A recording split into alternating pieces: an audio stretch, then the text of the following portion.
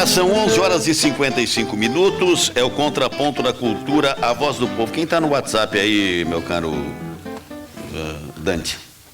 Tá, o Digo, Dr. Nelson, está concordando com o que o senhor Assis havia falado anteriormente, né, que falou aqui no ar. Deixa eu ver aqui, Amigos do Contraponto. Uma pergunta, Dr. Nelson, que o Pedro Augusto Ângelo estava querendo fazer, é uma dúvida que ele tem. Ele diz o seguinte: segundo dados de 2010, Cascavel tem 267 mil habitantes e Foz tem 254 mil. Uma diferença de 7 mil a favor de Cascavel. Mas, segundo o TRE, em Foz tem 164 mil eleitores e Cascavel tem 207 mil, ou seja, 43 mil eleitores a mais do que Foz.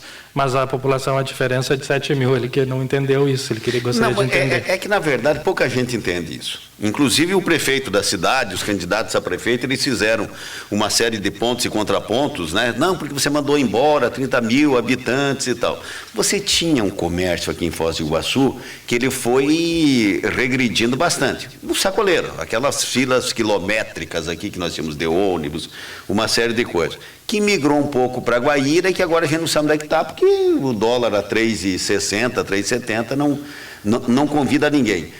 A Cascavel tem mais habitantes do que... São 7 mil, né, a diferença de habitantes de Foz para Cascavel. Então, por isso que... sabe o que é, na verdade, Dante? Não tem um censo muito preciso e o IBGE vai fazendo estimativas. Isso implica no fundo de participação dos municípios, na saúde implica isso, né, Ademir? Implica numa série de situações, entendeu? Então faz por estimativa. Se for contar no pau da peroba, é possível que Foz do Iguaçu já tenha um pouco mais do que 170 mil eleitores. Foz do Iguaçu, Cascavel fez uma campanha, Dante. Fez uma campanha. Foram nas escolas, registraram lá a gurizada de 16 anos, foram em todos os locais pedindo que quem chegou sem o título e estava residindo em Cascavel, que fizesse o título e tal. Fizeram uma campanha para ter segundo turno de eleição lá.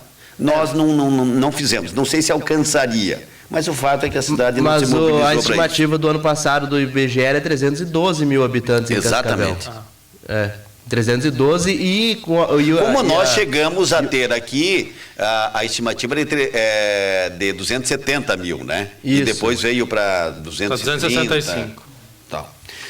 Enes, quer acrescentar alguma coisa ou não? Esses números nossos aqui, eu acho que se for realmente fazer uma contagem correta da coisa, que é difícil fazer isso, né?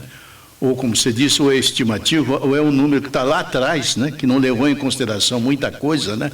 Eu acho que nós já estamos bem próximos a 300 mil habitantes. O crescimento, você nota o seguinte: a quantidade de carros na cidade, emplacados na cidade, a quantidade de carnês de IPTU que aumentou nessa cidade. Se considerar esses dados, que são dados tocáveis, você pode verificar realmente, né? Então, isso presume que você tem atrás de um carro, atrás de uma casa, motorista. Então, eu acho que por aí se pode estimar que nós já estamos na casa dos 300 mil habitantes. A verdade é que as estimativas do IBGE nunca se concretizam com a contagem populacional feita pelo IBGE depois, né? A diferença é muito grande. 11h59, conosco aqui Ademir Ferreira, que é o chefe da 9ª Regional de Saúde, e o Dr. Paulo Antônio de Paula Rebelo, que é o vice-presidente da Associação Nacional de Medicina do Trabalho, e que nós os recebemos de forma bastante honrados e agradecidos com a presença dos dois aqui nos estúdios da Rádio Cultura. Haja vista ter começado ontem no Hotel Recanto o 16º Congresso Nacional da Associação Nacional de Medicina do Trabalho, considerado o maior evento técnico da medicina do trabalho da América Latina. O congresso, realizado a cada 3 anos, tem o patrocínio da Itaipu Nacional e segue até quinta-feira, dia 19, tendo como tema saberes e competências necessárias para o cuidado da saúde dos trabalhadores. Durante a semana, estão previstas participações de alguns dos maiores especialistas do Brasil e do exterior no segmento, entre eles palestrantes da Itália, da Espanha, Portugal, Reino Unido, Dinamarca, México, Peru e Argentina. Ademir, obrigado pela sua presença, bom dia. Mais uma vvez, muito obrigado por você estar aqui na Rádio Cultura. Bom dia, doutor Nelson. Na realidade, eu vim acompanhando o doutor Paulo com muita honra, com muito prazer, onde nós tivemos na abertura, uma abertura de primeiro mundo, né, doutor Paulo, com shows, e a gente ficou muito feliz e, infelizmente, o nosso secretário de Estado da Saúde, Michele, que te mandou um abraço, não pôde vir porque ele tinha uma agenda lá com o governador e pediu que a gente viesse. E ele que não venha se exibir, que o Palmeiras ganhou do Atlético Paranaense, que o senhor pode daí dar uns belos desaforos em meu nome para ele. Então, tá? E ele me mandou ontem no WhatsApp para que eu te informasse, ele falou, informa o Nelson na Cultura sobre o mutirão de cirurgias de cataratas. Certo. A gente deve, hoje está chegando o doutor Roberto, assina o contrato, e deve começar na próxima semana já o mutirão. Então, Cascavel foram feitas 300 cirurgias nesse final de semana, entre sexta, sábado e domingo. E vai acontecer a mesma coisa em Foz. Que notícia boa, Ademir. E o doutor, o senhor sabe que foi aqui na sua mesa que ele disse... Sentado nós vamos... onde está o secretário de Estado disse isso. E ele determinou que nós corrêssemos atrás. Em razão das dificuldades do município, apesar disso ser uma responsabilidade do município, por ser gestão plena, mas pelas dificuldades do município, então o Estado resolveu encarar e nós estamos trazendo esse trabalho dentro do mutirão de Paranaense de cirurgias eletivas, que é aquela definição do nosso governador do ano passado. São quantos atendidos aqui em Foz? Nós temos hoje, provavelmente, uma demanda aí de em torno de 2.000 pessoas, deve passar um pouco, mas a lista que nós temos hoje é a demanda de 2.000, porque nós atingimos também os outros 8 municípios, que é a nossa população referenciada. Ademir, né? Vamos esclarecer, porque muita gente está interessada nisso, né? Nisso que você está dizendo.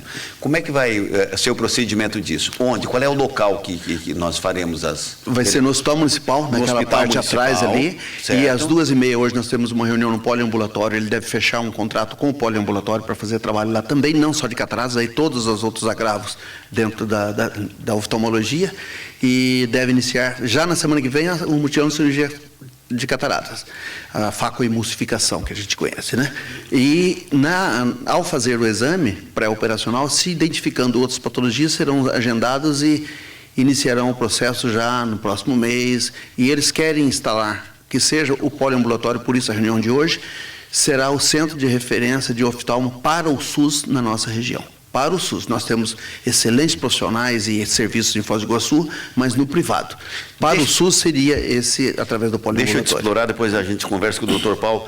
Então é o seguinte, essas pessoas que já foram diagnosticadas com a necessidade e tal, alguns exames já não se perderam a atualidade, o que essas pessoas devem fazer, Ademir? Nós já encaminhamos aos secretários a semana passada, aos 9 secretários dos nossos 9 municípios, que atualizem as suas listas e já nos informam. E as pessoas serão chamadas pessoa por pessoa, através da Secretaria do Serviço que inicia. E o sistema é o seguinte, é um mutirão, e esse trabalho deles é como se fosse assim ele fala, né, a empresa, eles fizeram 3.000 cirurgias já, ali no Ciscopar, naquela região ali de Toledo, aqueles municípios todos fizeram 3.000 cirurgias só o ano passado. E agora fecharam em Cascavel, fizeram 300 cirurgias nesse final de semana em Cascavel. E agora vão fazer aqui em Foz do Iguaçu. E nós estamos muito confiantes, porque até hoje nenhuma intercorrência, então a gente tem muita confiança nesse trabalho. Não conhecíamos a empresa, fomos apresentados pelo Dr. Miroslau, que é o meu colega diretor da Regional de Cascavel, ele que nos apresentou essa empresa. Eles fazem na tabela SUS, é um trabalho bem interessante, e ele fala que assim, é como se fosse uma linha de produção. A pessoa chega às 7h30 da manhã, e já é feita dilatação da pupila e faz os primeiros exames, em se constatando que é catarata, no final da tarde ele já sai com um tampão no olho.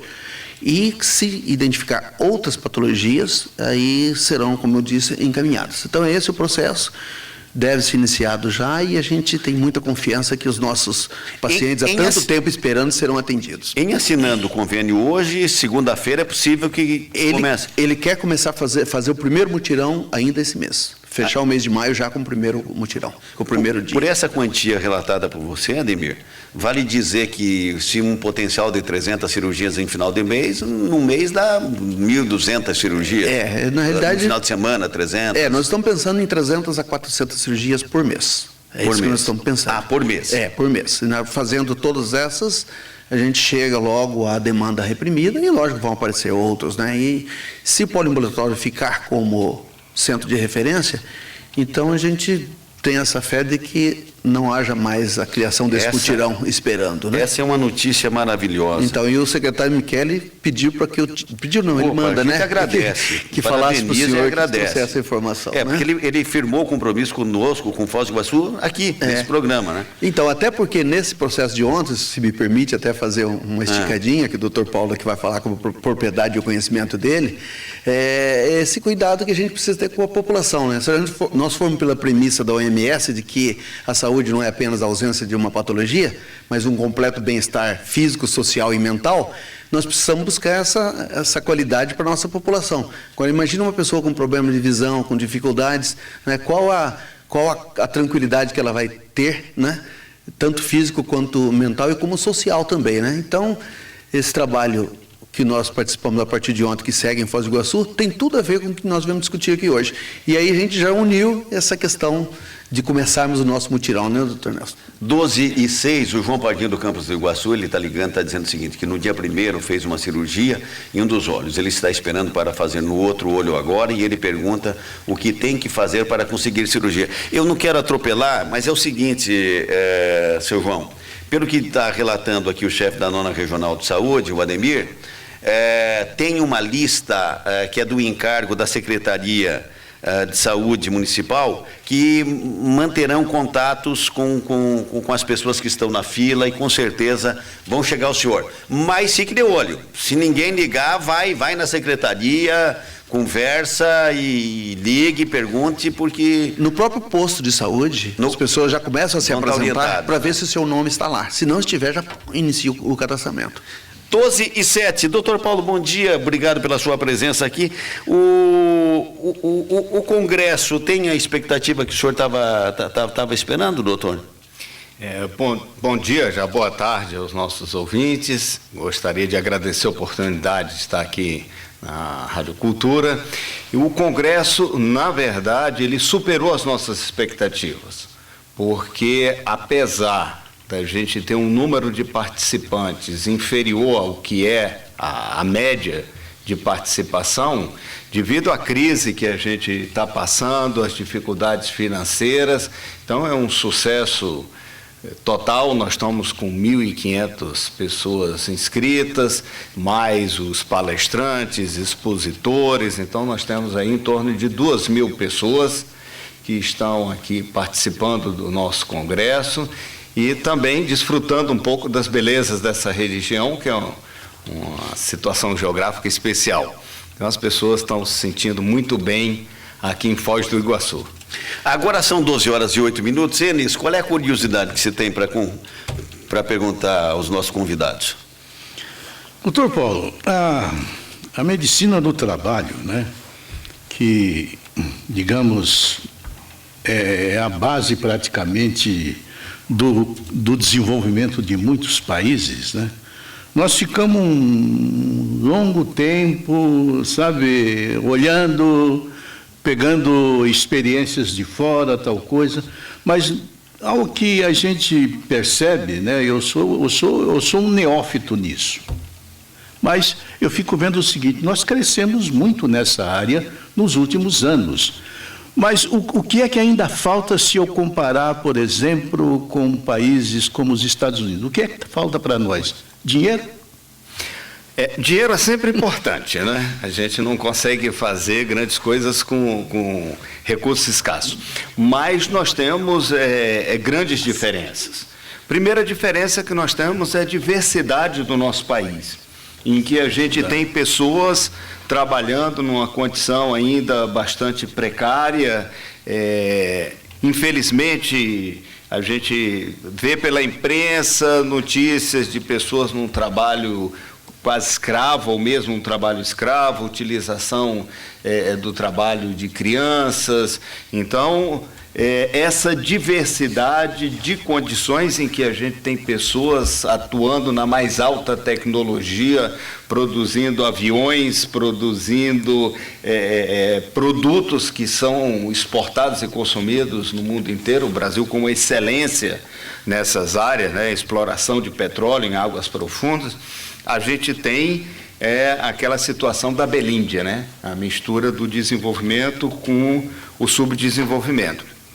Além disso, a população brasileira, ela experimentou uma mudança, que a gente chama uma transição epidemiológica, num período de tempo muito curto. Então, nós saímos de uma população muito jovem, e que a expectativa de vida aí nos anos 50 era de 50 e poucos anos de idade, para uma situação de hoje em dia, nós temos aí uma expectativa de vida de 73 anos. Como é um valor médio, nós temos várias pessoas agora centenárias, né? Então, essa população também mudou, porque as pessoas necessitam ficar mais tempo no mercado de trabalho. Essas pessoas se expõem a tipos de trabalhos que estão mudando, né? A incorporação de tecnologias, novos produtos, novas maneiras de trabalhar na agricultura, na pecuária, nas atividades de ensino. Então, nós precisamos também adaptar os profissionais de medicina do trabalho, enfermagem do trabalho, engenharia de segurança, enfim, todos aqueles que cuidam da saúde do trabalhador, a essas novas tecnologias, esse novo perfil da população, a essas novas realidades. E esse é um dos motivos do Congresso, né? Que é buscar os saberes e competências necessárias para o exercício da medicina do trabalho nesse mundo em transformação. Doutor Paulo, não é exatamente a minha pergunta, ela não vem de encontro com esse objeto que o senhor está colocando aqui do Congresso que está sendo realizado. Mas eu quero fazer uma observação, não sei se o senhor poderia falar. Eu tenho conversado e observado o seguinte: nós temos alguma pessoa que apresenta um problema de saúde no trabalho, e aí tem a burocracia. E vai para o Instituto da Previdência, o Instituto da Previdência vai submeter a um perito. Aí tem lá os problemas de discussões internas dos peritos, um ano, a greve, não sei o quê. Por exemplo, Ademir e doutor Paulo, eu vou dar um exemplo aqui da rádio. Nós temos um funcionário aqui da Rádio Cultura, que ele está afastado das funções do trabalho há mais de ano, com certeza há mais de ano, porque ele não encontra um perito para dizer, olha, você tem que voltar ao trabalho, você não tem que voltar ao trabalho, né? Quer dizer, vamos recomendar Ele anda bem lépido, faceiro por aí. Mas pelo sim, pelo não, o fato é que ele, nesse momento, ele não pode comparecer ao trabalho, a empresa não pode dispensar, a Previdência está pagando para ele, então, quer dizer, não tem o tal do milagre. Essa relação, que agora me parece que médicos que dão assistência ao trabalho podem fazer o diagnóstico e mandar o instituto, o simples atendimento e tal. Como é que o senhor vê isso, doutor? Quer dizer, prejuízos em cima de uma burocracia, com uma medicina do trabalho avançando gradativamente, como diz o senhor, com excelentes profissionais, ótimos conhecimentos e se esmerando cada vez mais no avanço. O primeiro ponto que a gente tem que considerar é que apenas uma parcela da população tem acesso a essa medicina do trabalho. Nós temos um número enorme de pessoas que fazem um trabalho dito informal, ou aquelas pessoas que estão na ilegalidade, né? Pessoas que são estrangeiros, que estão numa situação no Brasil em que não podem se registrar. Então, esses problemas que são seríssimos, eles, na realidade, estão contemplando apenas uma parte da população. Nós nos preocupamos também de aumentar essa cobertura para que todas as pessoas que trabalham, e não apenas aquelas que estão no mercado formal, tenham acesso. Com relação à Previdência, aqueles que estão no mercado formal, existe, por parte da Previdência Social do governo, o monopólio do seguro que cobre todas as questões ligadas a acidente de trabalho e afastamento por doença relacionada ao trabalho ou as ditas doenças ocupacionais. Então, uma vez feito um afastamento, seja por um acidente, seja por uma doença, os primeiros 15 dias essa pessoa fica na empresa, a partir do 16º dia ele vai para a Previdência, que é quem é responsável por fazer o acompanhamento e depois atestar a condição para o retorno do trabalho. Um primeiro problema é que a pessoa da Previdência entenda qual é o tipo de trabalho e as circunstâncias nas quais esse trabalho é realizado. Porque eu posso ter uma mesma categoria profissional com uma distinção enorme, né? Um servente que trabalha numa agência bancária é totalmente diferente de um servente que trabalha numa área externa de uma indústria. E no momento em que essa pessoa vai à Previdência, infelizmente, algumas vezes coincide com situações de greve, dificuldade de marcar a perícia, então a pessoa fica um período muito grande no qual já podia estar trabalhando, mas que por questões burocráticas ele não consegue agendar o seu atendimento. E a empresa não pode receber sem a liberação da Previdência. A terceira situação é aquela que ele vai à Previdência, é atendido por um perito e que julga que ele ainda não tem capacidade para o retorno, porque não há uma interação entre os ambientes de trabalho. Então, hoje em dia, a gente busca mudar esta ideia de que a pessoa para trabalhar tem que ser o super-homem. Não pode ter nenhum problema de saúde, não pode ter nenhuma doença. Até porque agora a gente tem inclusão das pessoas com deficiência. Então, se eu estou dando oportunidade para uma pessoa que tem uma limitação física, mental grande, por que não receber um trabalhador que tem um comprometimento que é muito menor? Então, esse trabalho também é importante do ponto de vista social para a recuperação da pessoa. O trabalho da dignidade, o trabalho da salário, o trabalho da interação social, o trabalho da respeito à comunidade. Então é importante que esse trabalho seja também entendido como um fator de integração, de inclusão e também terapêutico em determinados tipos de tratamento. Doutor Paulo, como é que o senhor vê o entendimento hoje do Brasil, essa relação capital-trabalho, né? O patrão, ele avançou muito, falta avançar muito para ele ter essa compreensão que tem que ter um ambiente salubre, que tem que ter um ambiente bom, de condições favoráveis ao trabalhador. Ele compreende isso ou ainda está longe dessa compreensão? Há uma diversidade muito grande. Existem empresas e existem empregadores que têm essa consciência. Por outro lado, o movimento também dos trabalhadores tem feito com que reivindicações sejam atendidas, modificações no ambiente de trabalho. Então, o importante é que haja uma parceria entre empregadores, trabalhadores e os atores sociais que estão atuando aí neste meio, incluindo o profissional de saúde, incluindo os profissionais de RH, para que a gente discuta este novo trabalho e a maneira de você ter a inclusão dessas pessoas no trabalho. Não adianta eu apenas contratar a pessoa. Eu tenho que dar condições de trabalho, treinamento, capacitação. A pessoa tem que conhecer e reconhecer os riscos que estão associados às atividades de trabalho, e eu tenho que entender que este mundo do trabalho, ele é um mundo complexo em que tem vários atores envolvidos e que eu não posso ter regras que são regras para todos os locais e a qualquer momento. Cada situação é uma situação específica. Efetivamente, nós já melhoramos muito.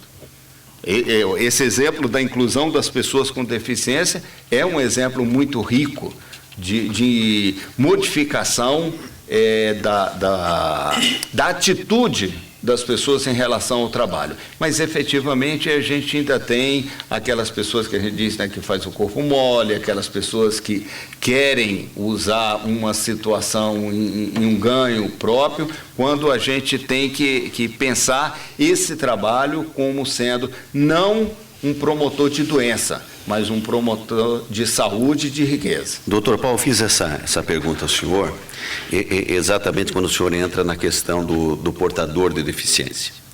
Porque tem uma coisa, Enes, a legislação brasileira, A Argentina, me parece, na América Latina, está à frente de todos os países em relação a uma legislação que contempla a inserção do portador de deficiência. Inclusive, eu acho que a Santa Fé, você tem a universidade muito envolvida, com estudos muito fortes e tal. Me parece ser Santa Fé, posso ter me enganado.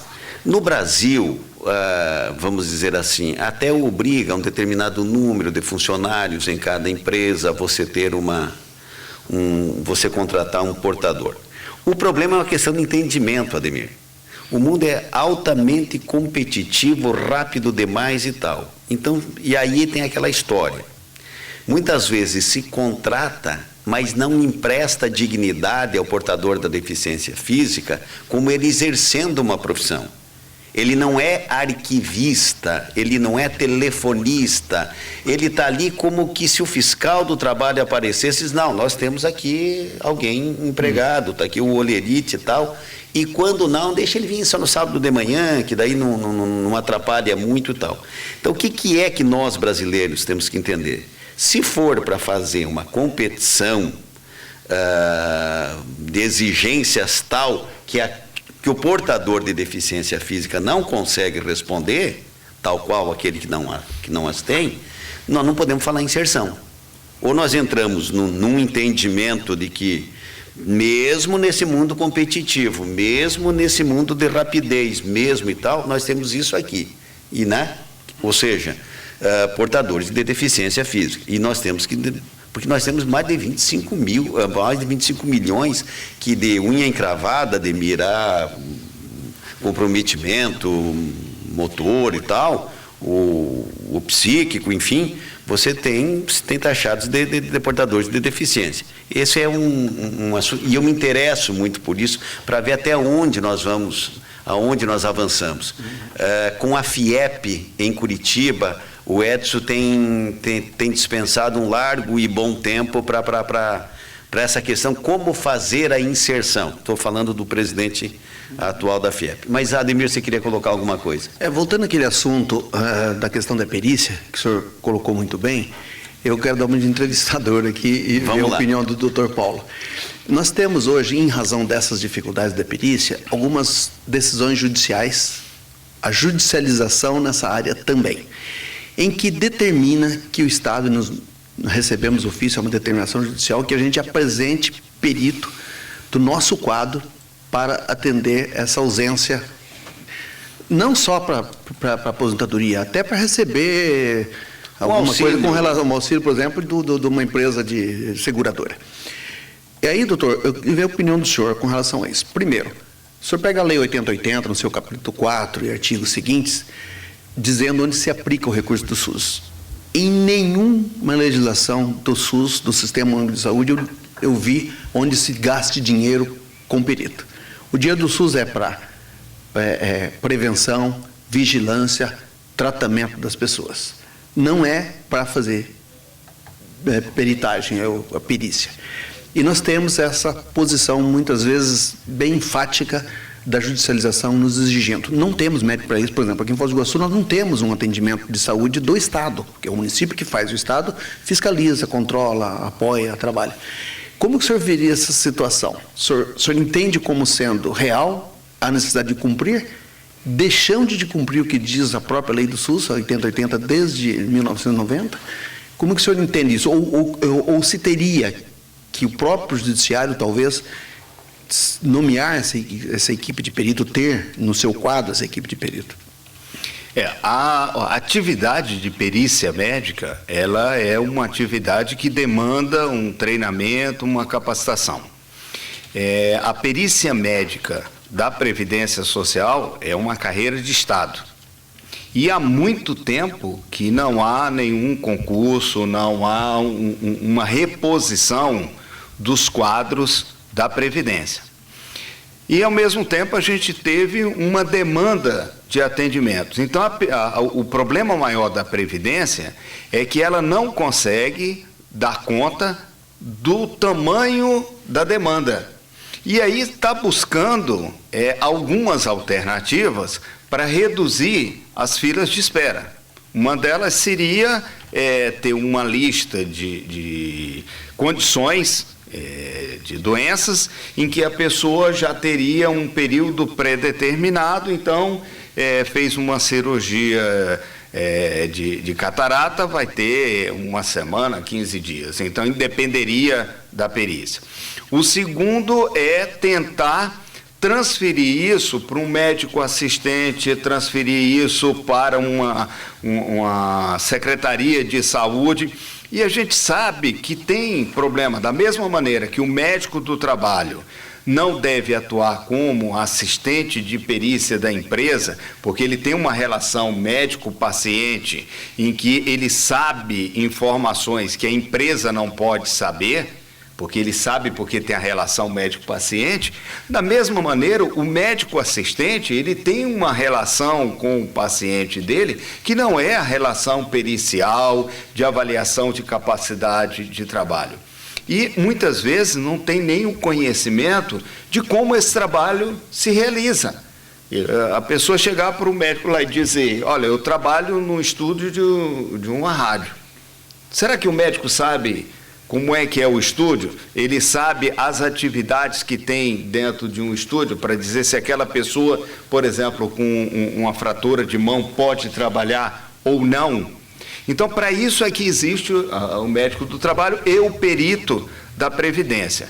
Eu, pessoalmente, acho que esta solução é uma solução para tentar reduzir a fila de espera, mas que vai trazer outros problemas, que é de uma avaliação inadequada e, de repente, até favorecendo essas situações que a Nelson colocou aqui no início da entrevista, né, de pessoas que já têm condição de retornar ao trabalho e que se mantêm na Previdência porque não há um processo efetivo de reintegração dessas pessoas, inclusive negociando com a empresa um trabalho com restrição, um trabalho em condições especiais durante o período de recuperação, entendendo que isso também é importante para a recuperação do paciente. 12 horas e 27 minutos, esse é o tipo da conversa daquelas que a gente perde o ônibus, né, Enes? Dá para perder o ônibus, não tem problema nenhum, mas o tempo é porque são aulas. Eu quero agradecer por demais, Ademir, muito obrigado, você sempre colaborando conosco aqui no jornalismo da Rádio Cultura, obrigado pela sua presença. Eu agradeço ao Dr. Paulo Antônio de Paula Rebelo, que é o vice-presidente da Associação Nacional de Medicina do Trabalho. A gente teria aqui incontáveis perguntas a fazer, mas o tempo não nos permite. Quero agradecer muito a presença do senhor aqui, boa estada em Foz do Iguaçu, dá para passar tanto numa ponta como na outra, isso aqui é uma maravilha, doutor. E sempre que o senhor puder nos atender, nos atenda, obrigado pela sua participação. Tá, eu gostaria de agradecer, mandar uma saudação aos ouvintes e dizer que nós estamos empenhados aí em trabalhar pela melhoria das condições de trabalho das pessoas, não é? Independente do ramo de atividade, e dizer que a coordenação do Congresso aí também coloca à disposição os participantes do Congresso algum tema específico, e já que, Nelson, você falou aí da importância da inclusão das pessoas com deficiência, dentro da programação do evento nós estamos lançando alguns livros a respeito da inclusão de pessoas com deficiência. Eu vou fazer chegar aqui às tuas mãos um exemplar que eu acho que vai ser bastante útil. Extremamente agradecido antecipadamente. Ademir, obrigado, hein? Eu que agradeço e sempre estaremos aqui quando for para falar para a nossa população em favor da saúde. 12 horas e 29 minutos. Alguém aqui nos estúdios da Rádio Cultura, quem está em casa pode ter visto. Mas será que visitar meu guarda-roupa? Depois do intervalo eu volto.